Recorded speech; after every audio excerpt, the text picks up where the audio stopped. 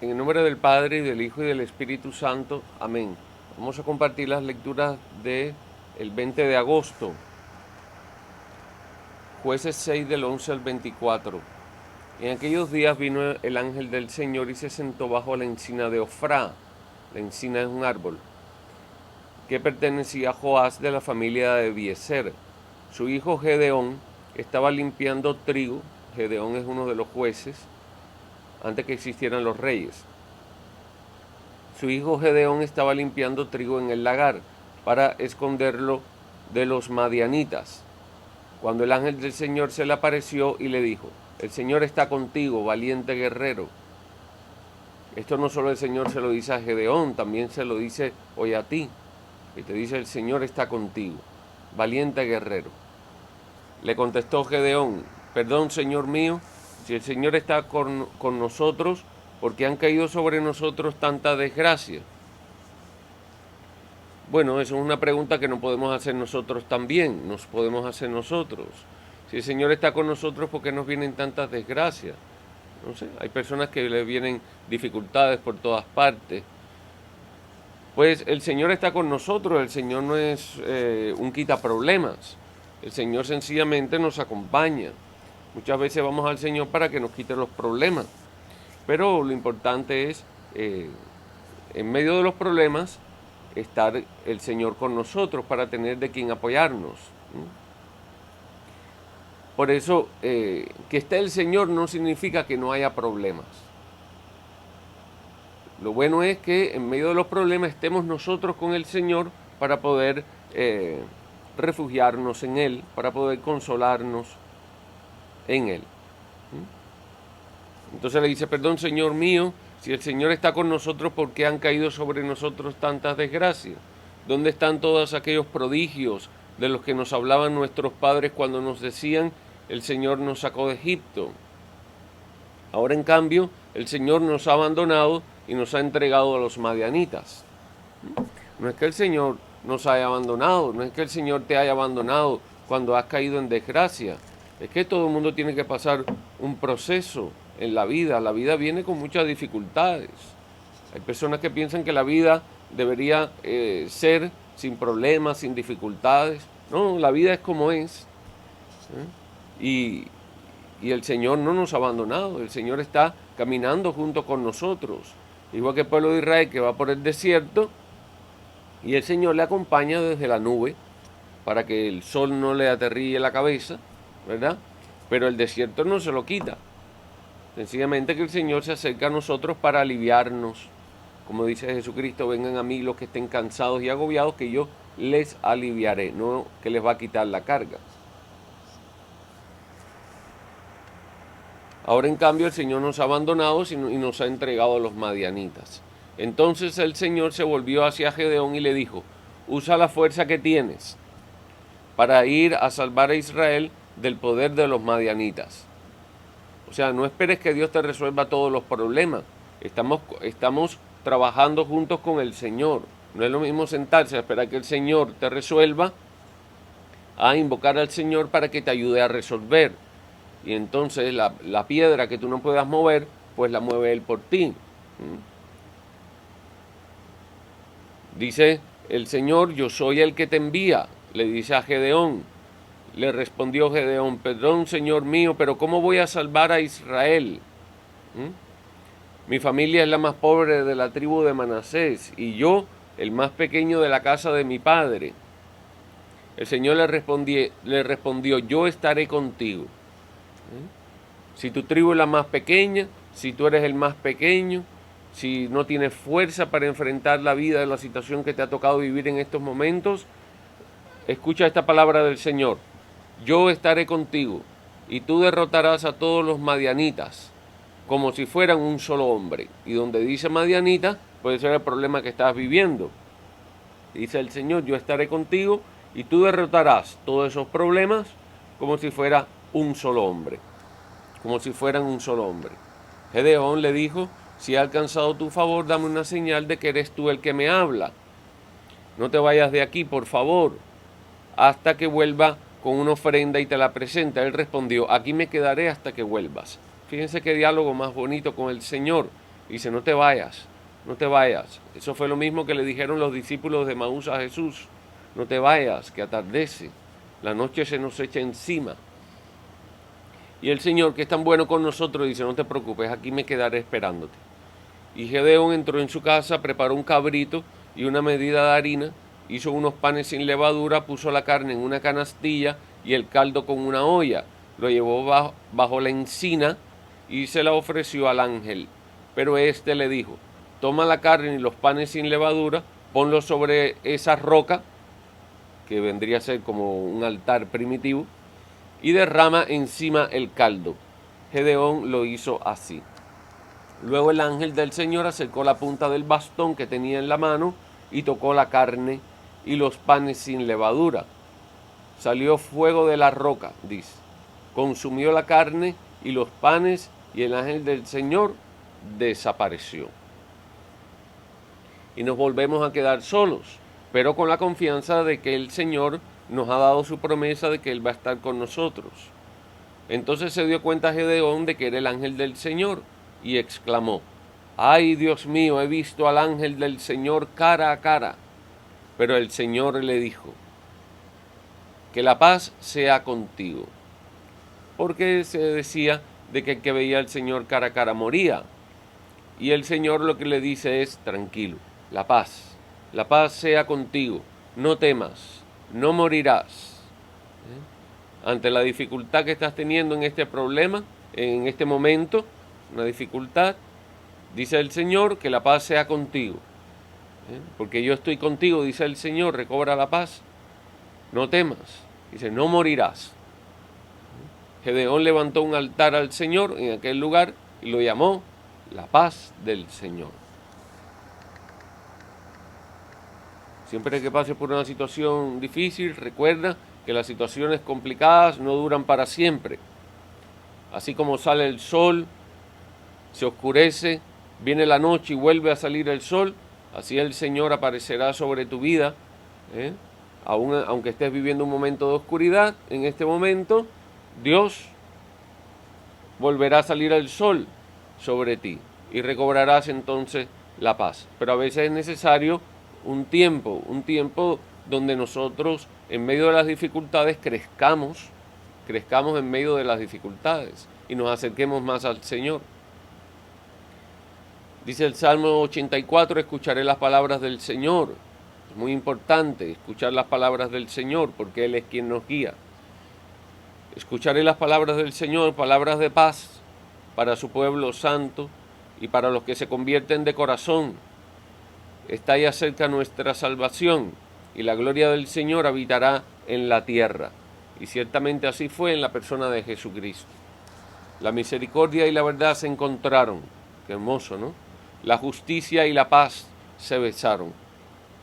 La fidelidad brotó de la tierra de parte de nosotros y la justicia vino desde el cielo, que Dios da a cada cual y también perdona a todos.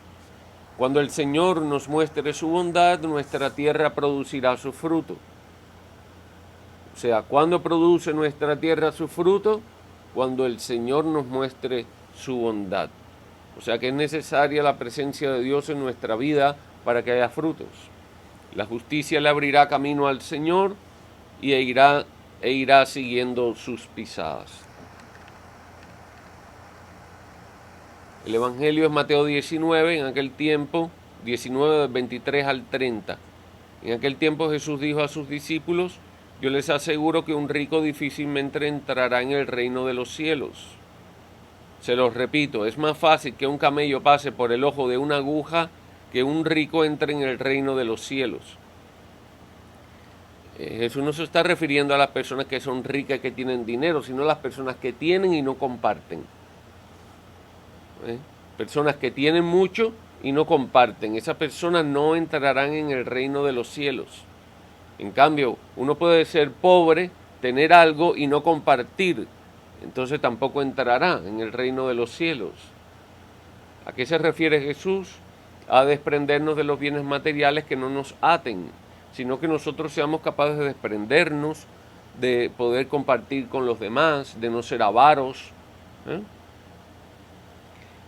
Y dice, una persona que es así, que solo quiere todo para sí mismo y piensa solamente en sí, no entrará en el reino de los cielos. Hay personas incluso que no son creyentes, que no creen en Dios y que son muy dadivosos. Dan, incluso personas que son millonarios, que tienen grandes empresas y que también donan a los demás. Esa persona, Dios perdonará muchos pecados. Pues se lo repito, es más fácil que un camello pase por el ojo de una aguja. Y entonces ustedes se imaginan un camello entrando por el ojo de una aguja. Eso hay que mirarlo en su contexto. Una de las puertas de Jerusalén, la más pequeña de ellas, era una puerta muy pequeña, era como de esta altura así.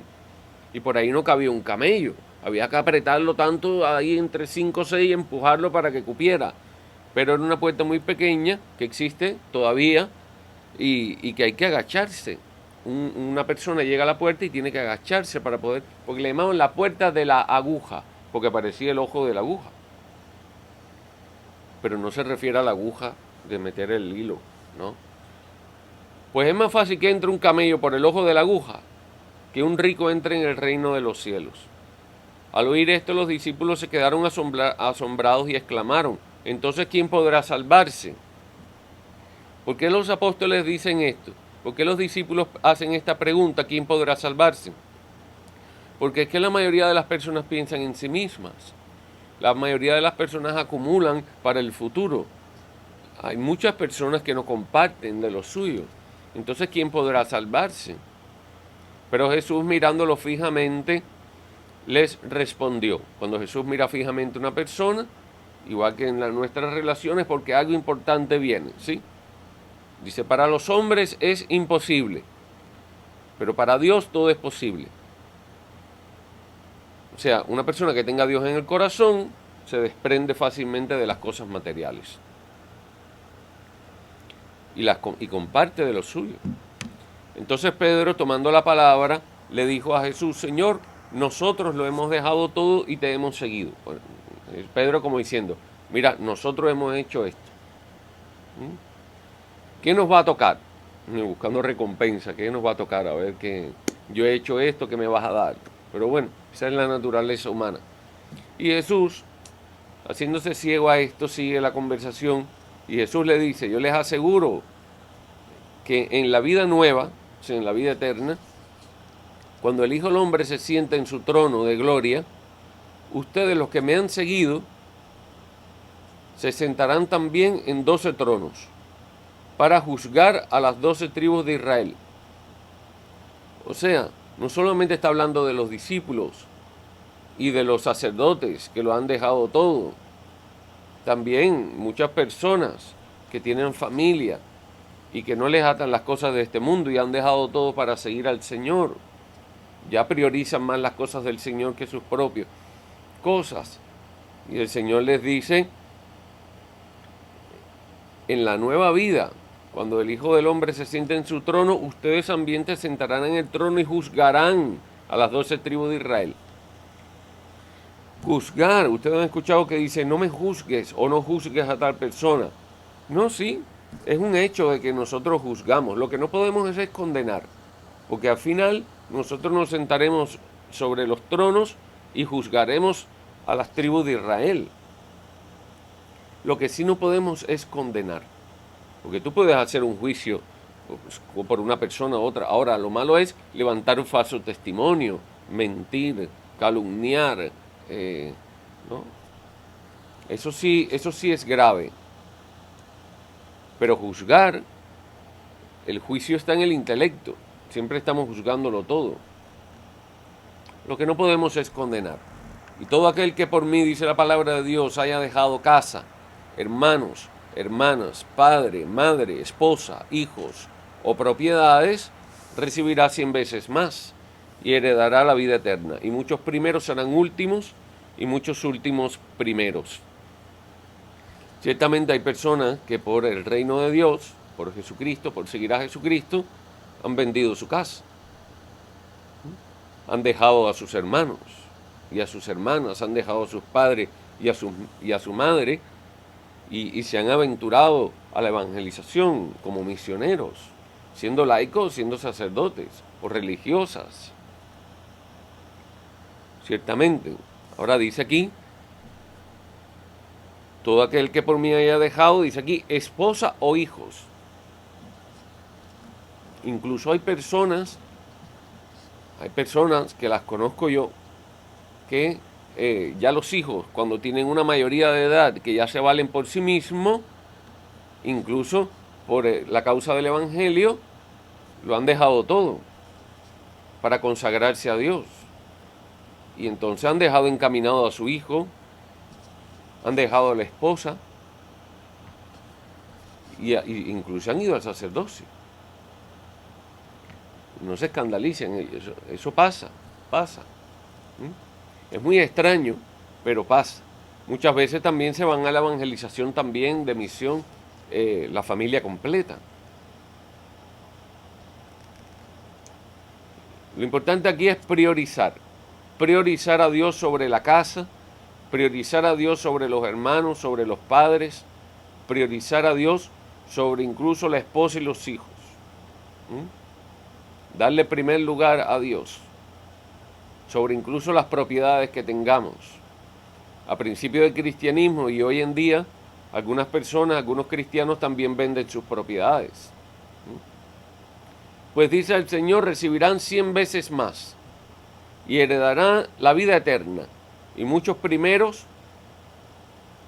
serán los últimos, porque piensan que se merecen algo. Serán los últimos. Y muchos últimos que son humildes van y Dios los pone de primeros, porque los últimos son los primeros en el reino de Dios. Este mundo está como que cambiado. El primero es el que tiene fama, el que tiene dinero, el que tiene prosperidad. Ese es el que va adelante. En el reino de Dios funciona distinto. El más pobre, el más necesitado, el que todo el mundo echa a un lado. Ese es el primero en el reino de Dios. Bueno, que disfrutes estas lecturas, vuélvelas a releer y que Dios te acompañe en este día que dedicamos también a San Bernardo, cisterciense de la Trapa. San Bernardo tenía una cosa maravillosa. Ustedes lo han escuchado, San Bernardo de Claraval. San Bernardo tenía una personalidad muy atractiva. Los jóvenes le seguían al monasterio. Él le hablaba de Dios y la gente le seguía al monasterio.